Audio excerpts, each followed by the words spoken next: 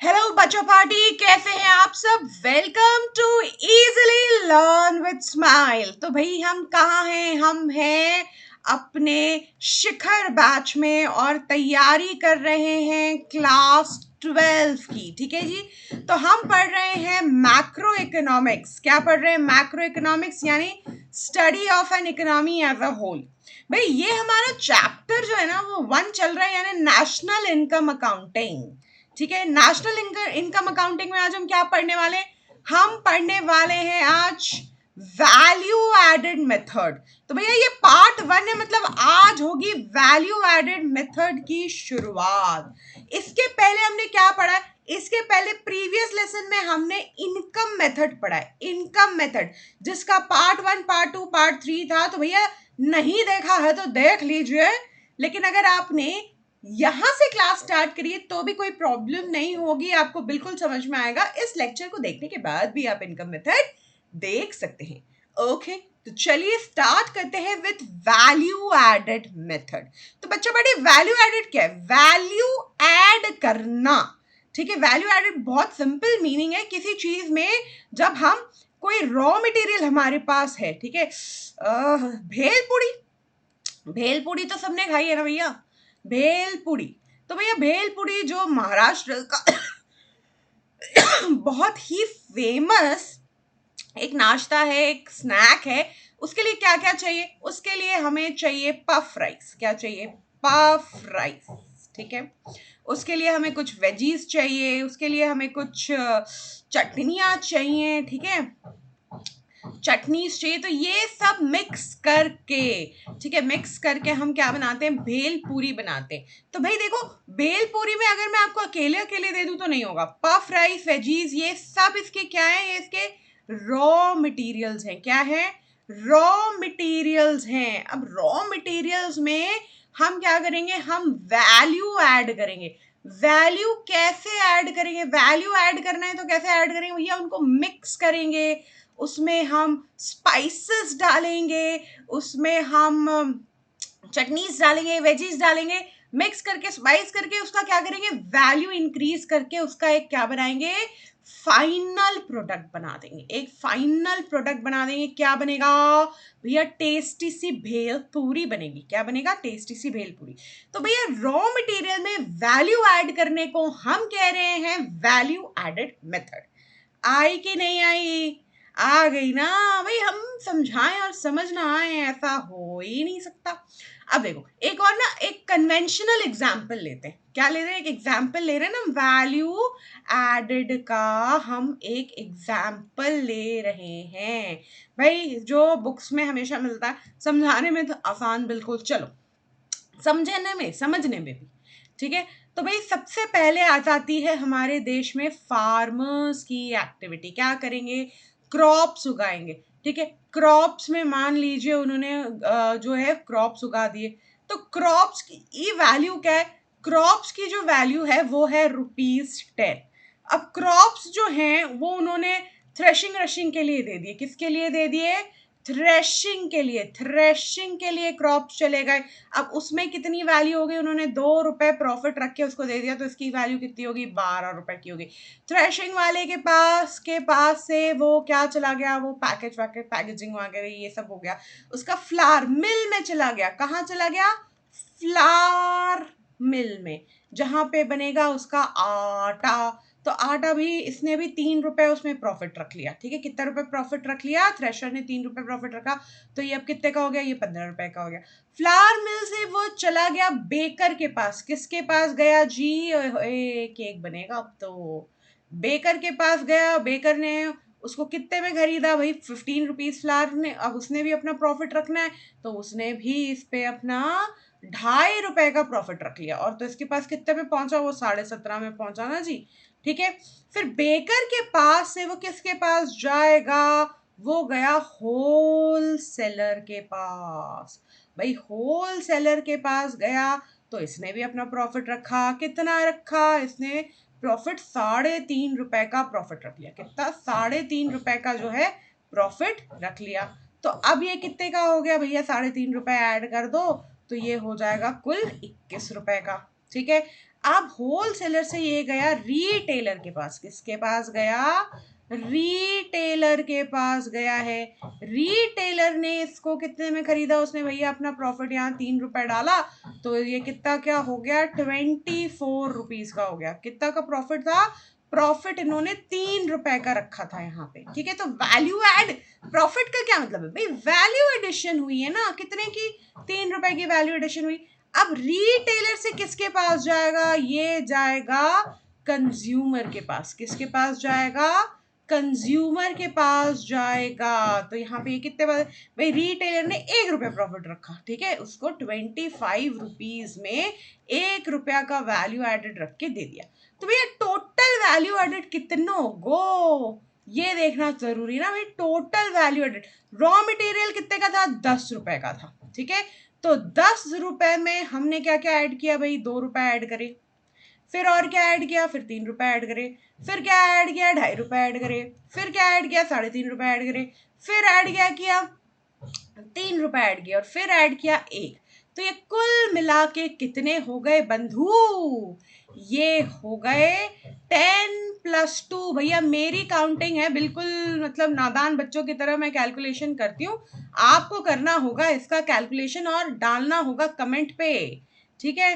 भाई मैडम तो कैलकुलेशन गलत भी कर सकती, कोई ठीक नहीं है, ठीक है। फिर भी कोशिश कर लेते हैं, 10, 5, 15, 15 और देख लीजिए, 15 और 5, 20, 21, 21, 21 और 4, 25, तो भैया 25 रुपए।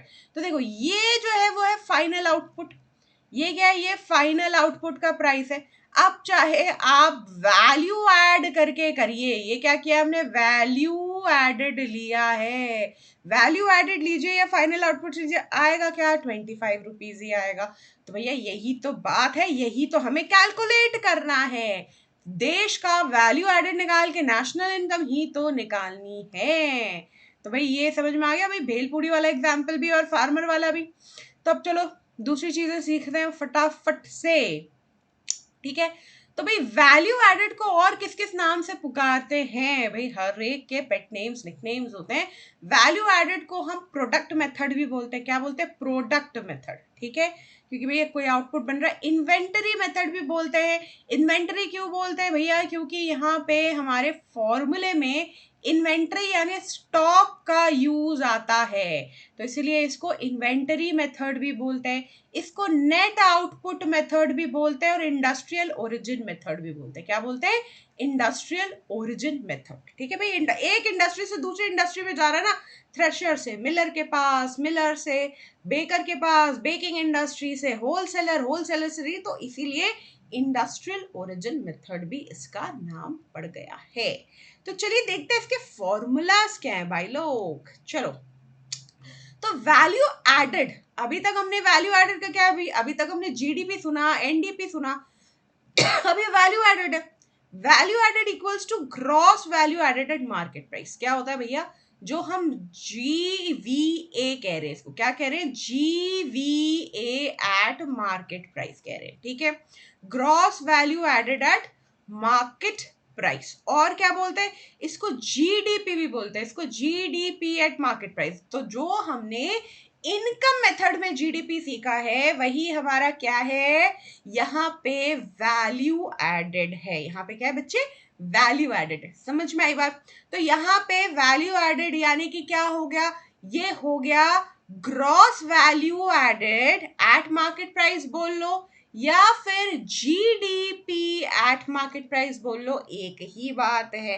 तो वैल्यू एडेड यानी gross value added at market price, या फिर जीडीपी एट मार्केट प्राइस। और वैल्यू एडेड मैडम होता क्या है, निकालेंगे कैसे, कैलकुलेट कैसे होगा, तो भैया वैल्यू ऑफ आउटपुट निकाल लीजिए, उसमें से इंटरमीडिएट कंजम्पशन माइनस कर दीजिए, ठीक है। वैल्यू ऑफ आउटपुट निकाल लीजिए और इंटरमीडिएट कंजम्पशन आप माइनस कर दीजिए। इंटरमीडिएट कंजम्पशन मतलब जो भी आपने रॉ मटेरियल खरीदा। वैल्यू ऑफ आउटपुट क्या होता है, वैल्यू ऑफ आउटपुट होता है कितने की बिक्री हुई, ठीक है।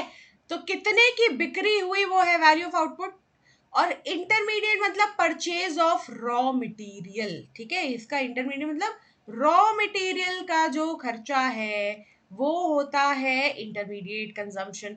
और सेल्स की जो वैल्यू होती है वो होता है वैल्यू ऑफ आउटपुट, ठीक है। अब इसको थोड़ा और डिटेल में देख लेते हैं। भाई हमारा सवाल उठ के आया था ना कि वैल्यू ऑफ आउटपुट होता क्या है। हाँ, तो भैया देखो केस वन, थोड़ा ध्यान, हाँ थोड़ा ध्यान, तेरा ध्यान किधर है, मैक्रो इकोनॉमिक्स इधर है। तो case one, entire output sold in accounting year. भाई ये मान लो 2023 का अकाउंटिंग ईयर चल रहा है, ठीक है। तो इस साल जो भी मार्च से 1 अप्रैल से लेकर 31 मार्च तक मेरा पूरा स्टॉक अगर बिक जाता है, कुछ भी नहीं मेरे गोदाउन में नहीं बचता है, तो मेरा वैल्यू ऑफ आउटपुट हो जाता है मेरा सेल्स। क्या हो जाता है? सेल्स। लेकिन अगर मेरा कुछ ना कुछ स्टॉक बच जाता है, अनसोल्ड स्टॉक मेरे पास रह जाता है, क्या रह जाता है फिर से बताइए मैडम?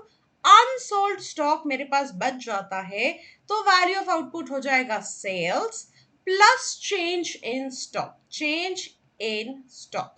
क्योंकि भैया कुछ ना कुछ हमारे पिछले अगले जन्म के जो पाप हैं वो थोड़े बच गए हैं, धुले नहीं है पूरे। तो वैल्यू ऑफ आउटपुट क्या हो गई है? Sales plus change in stock. तो हमने क्या देखा यहाँ पे, ये जो वैल्यू ऑफ आउटपुट है या सेल्स हो सकती है कब, जब पूरा आउटपुट बिक गया, नहीं तो यहाँ पे हमें क्या करना पड़ेगा, चेंज इन स्टॉक को ऐड करना पड़ेगा वैल्यू ऑफ आउटपुट निकालने के लिए।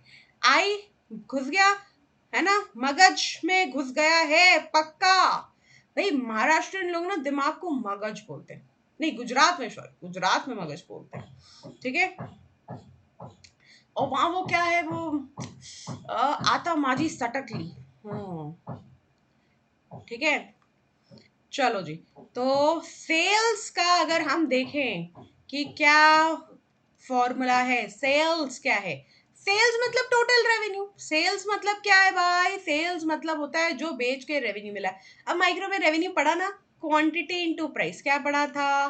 क्वांटिटी जो भी सोल्ड हुआ है, क्वांटिटी सोल्ड इनटू उसका प्राइस कर देना पड़ता है। तो क्वांटिटी इनटू प्राइस। अगर वो नहीं दिया हुआ है तो डोमेस्टिक सेल्स, ठीक है। कौन सा sales? Domestic sales plus export. Export क्या हो गया भैया? ये हो गया है इंटरनेशनल सेल। ये कौन सा सेल है? ये है इंटरनेशनल सेल, ठीक है। और ये क्या है? ये इंडिया की सेल और ये इंडिया के बाहर की सेल। तो दोनों को ऐड कर दोगे तो टोटल सेल्स मिल जाएगा। नहीं तो हाउस होल्ड को जो सेल किया है, गवर्नमेंट को जो सेल किया है, फर्म को जो सेल किया है, और सेल्फ कंजम्पशन, इन सबको ऐड कर लीजिए तो आपको क्या मिलेगा? हाउस होल्ड, गवर्नमेंट, फर्म और सेल्फ कंजम्पशन को ऐड कर लो तो भी हमको क्या मिल जाएगा बच्चा पार्टी? टोटल सेल्स मिल जाएगी। किसकी किसकी भैया? हमारे चार तीन ही तो सेक्टर है, एक हाउस होल्ड यानी कंज्यूमर का सेक्टर, गवर्नमेंट का सेक्टर, फर्म यानी प्रोड्यूसर का सेक्टर। तो तीनों ने जो भी खरीदा है ना सब ऐड कर डालो तो हमको क्या मिल जाएगा? सेल्स। अब क्या है ना, फार्मर्स जो होते हैं ना थोड़े चालाक, फार्मर्स अपने खाने के लिए भी उगाते हैं और दुनिया के खाने के लिए भी उगाते हैं। तो भैया जो सेल्फ कंजम्पशन का जो वैल्यू आता है ना वो भी हमको ऐड करना है, क्योंकि हमने सीखा है कि हम इम्प्यूटेड वैल्यू लेते हैं। क्या लेते हैं? Imputed value of the sale हम लेते हैं, यानी इम्प्यूटेड यानी एस्टिमेटेड वैल्यू ये हम डालते हैं। रेंट हो, प्रॉफिट हो, ठीक है, उसका एस्टिमेटेड वैल्यू जो है सेल्फ कंजम्पशन का वो आ जाता है। तो सेल्स अगर क्वेश्चन में टोटल सेल्स दे दी तो ले लो, अगर सेल्स सिर्फ सेल्स लिख लिए तो उसको टोटल सेल्स ही मानते हैं। अगर क्वेश्चन में सेल्स लिखा है तो हम उसको टोटल सेल्स मानते हैं। फिर ये सब डोमेस्टिक, एक्सपोर्ट, हाउस होल्ड ये सब नहीं लेते हैं, फिर हम सेल्स पे। लेकिन अगर डोमेस्टिक सेल्स मेंशन कर दिया तो फिर एक्सपोर्ट ढूंढना पड़ेगा, ठीक है। आई बात समझ? सेल्स कैसे निकलेगा? हाँ जी, तो भैया स्क्रीनशॉट लेके रख लो, इससे बाहर सेल्स में ना कुछ हो ही नहीं सकता है, ठीक है।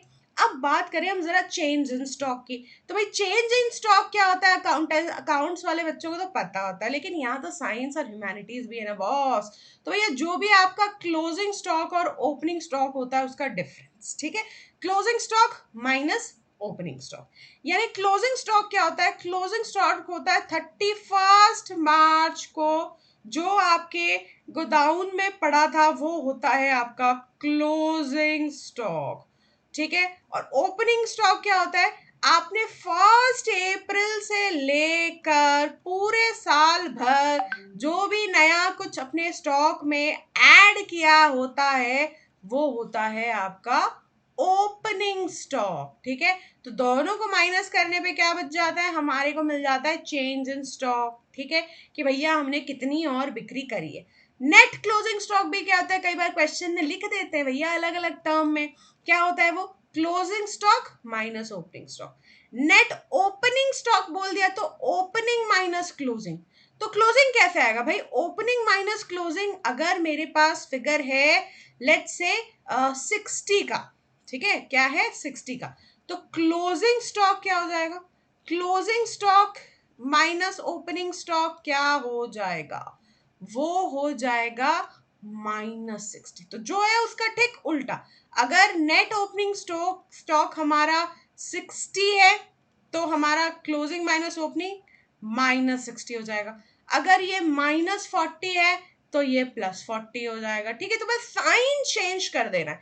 अगर ओपनिंग माइनस क्लोजिंग का फिगर है तो साइन चेंज कर देंगे। और हमें चेंज इन स्टॉक क्या होता है भैया, change in stock closing minus opening होती है। क्या होता है, closing stock minus opening stock होता है। ठीक है, अब बात कर लें जरा इंटरमीडिएट कंजम्पशन की। मैम ने यहाँ पे बताया है, देखो चेंज इन स्टॉक क्या क्या देख लिया हमने यहाँ पे, भाई सेल्स मैंने आपको बता दिया, चेंज इन स्टॉक मैंने बता दिया। अब हम चर्चा करेंगे ना इंटरमीडिएट कंजम्पशन के बारे में, तो चलिए चर्चा करते हैं अब इंटरमीडिएट कंजम्पशन के बारे में। भाई क्या है ये intermediate consumption, purchase of raw material. क्या है, परचेज ऑफ रॉ मटेरियल बोल लीजिए इसको। ठीक है, एक ही बात है भैया, जो भी आपने खरीदा है, जैसे परचेज, जैसे टी बनाना है तो टी के लिए रॉ मटेरियल क्या है, मिल्क, तो परचेज ऑफ मिल्क जो होगा वो क्या हो जाएगा, वो रॉ मटेरियल हो जाएगा।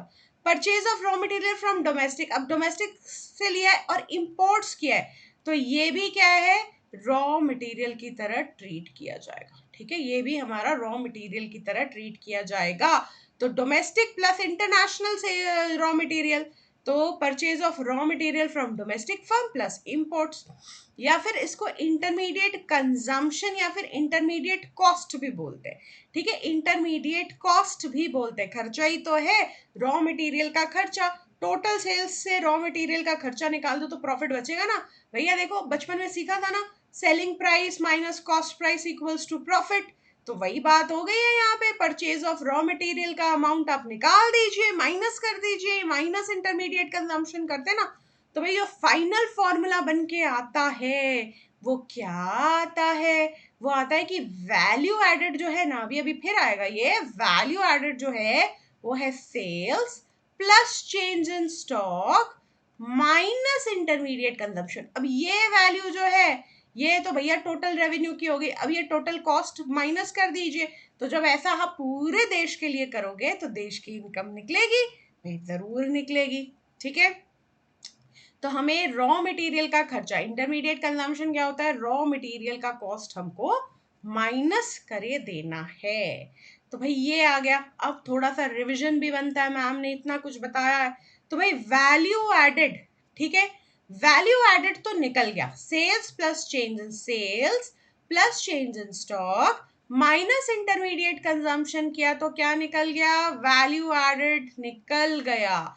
लेकिन हमें क्या चाहिए भाई लोग, बहन लोग, स्टूडेंट लोग, बच्चा लोग, हमको चाहिए नेशनल इनकम।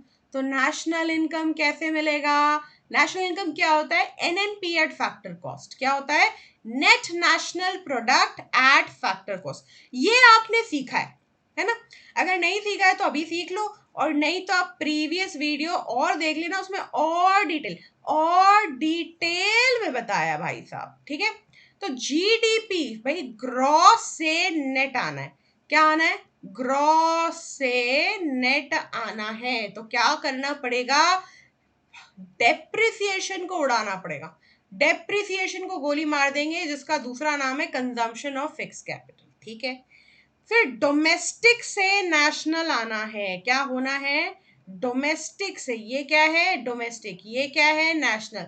तो नेक्स्ट वाला क्या है भैया, डोमेस्टिक से नेशनल को जाएंगी तो क्या करेंगी, डोमेस्टिक से नेशनल प्लस कर देंगे NFIA, net factor income from abroad. और मार्केट प्राइस से फैक्टर कॉस्ट भी तो जाना है, ये है हमारा मार्केट प्राइस और हमको जाना है फैक्टर कॉस्ट पे। तो क्या करना पड़ेगा, माइनस करना पड़ेगा नेट इनडायरेक्ट टैक्सेस यानी इनडायरेक्ट टैक्स माइनस सब्सिडी। ठीक है, तो ये मिल गया हमको नेशनल इनकम। ठीक, तो वैल्यू एडेड या जीवीए में भी तो वही सेम होगा, जीवीए ही तो क्या है, जीडीपी है। तो यहाँ पे भी हमारे सेम फंक्शंस काम करेंगे। कौन से सेम फंक्शंस काम करेंगे भाई, माइनस करना पड़ेगा डेप्रिसिएशन, बिल्कुल बिल्कुल, प्लस करना पड़ेगा एनएफआईए। मैम एनएफआईए क्या है बेटा, FIFA minus FITA, foreign income जो है हमारा फीफा क्या होता है, factor income from abroad minus factor income to abroad. ठीक है, और यहाँ पे नेट इनडायरेक्ट टैक्सेस को भी माइनस करना पड़ेगा यानी इनडायरेक्ट टैक्स माइनस सब्सिडी। तो ये करोगे तो हमको net value added at factor cost यानी नेशनल इनकम मिल जाएगा। आई बात समझ भाई, आई गई होगी ना। तो चलो एक जल्दी से एक और इसका ऑल्टरनेटिव मेथड भी है वो भी देख लेते हैं।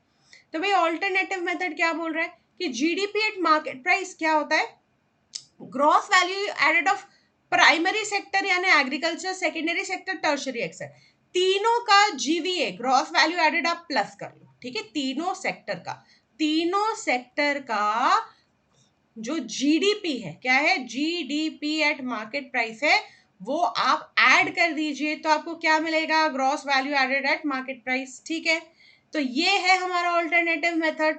ये या तो ये होता है। ठीक है, GVA value of output minus intermediate consumption, तो या तो हमको सबका value added of primary secondary tertiary हम ऐड कर ले, ठीक है, तो हमको जीडीपी या जीवीए एट एमपी मिल जाएगा।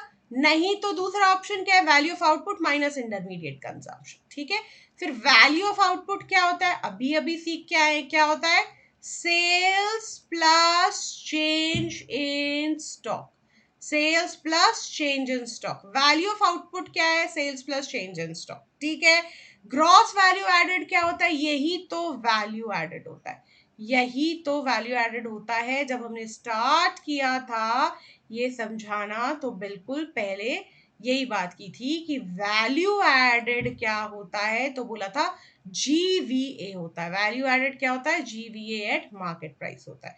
ठीक है, तो आई बात समझ में कि यहाँ पे जीडीपी, जीवीए और वैल्यू एडेड एक ही चीज है। फिर से बता दो मैम एक बार, जीवीए क्या बोला मैम ने, फिर से बता देते हैं एक बार भाई, क्या बोला, जो आपका वैल्यू एडेड है, वैल्यू एडेड है, वही आपका जीडीपी एट मार्केट प्राइस है, वही आपका जीवीए एट मार्केट प्राइस है। ठीक है, और वैल्यू एडेड क्या है, वैल्यू एडेड क्या है, वो है sales plus change in stock minus intermediate consumption. जब ये निकल जाएगा तो आपका क्या निकल जाएगा, आपका जीडीपी एट मार्केट प्राइस या फिर जीवीए एट मार्केट प्राइस निकल जाएगा। और हमको जाना कहाँ है, हमको नेशनल इनकम निकालना है ना, हमको नेशनल इनकम निकालना है। नेशनल इनकम क्या होता है, या तो उसको N N P at factor cost बोल लो या तो उसको N V A at factor cost बोल, ठीक है, एक ही बात है। तो ग्रॉस से नेट जाने के लिए डेप्रिसिएशन माइनस, डोमेस्टिक से नेशनल के लिए एनएफआईए प्लस, और मार्केट प्राइस से फैक्टर कॉस्ट पे जाने के लिए नेट इनडायरेक्ट टैक्स माइनस। बस इतनी सी बात है, हमको समझ में आ गया है। अब ये मेथड तो हमने समझ लिया कि वैल्यू एडेड मेथड क्या होता है। अब नेक्स्ट क्लास में मैम आप क्या कराएंगे, नेक्स्ट क्लास में हम करेंगे इससे रिलेटेड न्यूमेरिकल्स, न्यूमेरिकल्स करेंगे हम पार्ट टू में क्या करेंगे हम, न्यूमेरिकल्स करेंगे। आपको हमारे साथ कहाँ जुड़ना है, शिखर 2.0 में जुड़ना है, 2.0, ठीक है। ये बैच है हमारा 2023-2024 के स्टूडेंट्स के लिए, ठीक है। क्लास 12, चाहे आप कोई भी बोर्ड के हो, स्टेट बोर्ड के हों या फिर सीबीएसई के हों, आपके लिए ये वीडियो बहुत ही इम्पोर्टेंट है। Okay, so this is it for today's lecture. हम फिर मिलेंगे कौन से मेथड, वैल्यू एडेड मेथड के पार्ट 2 में with all the numericals. Till then learn with a smile.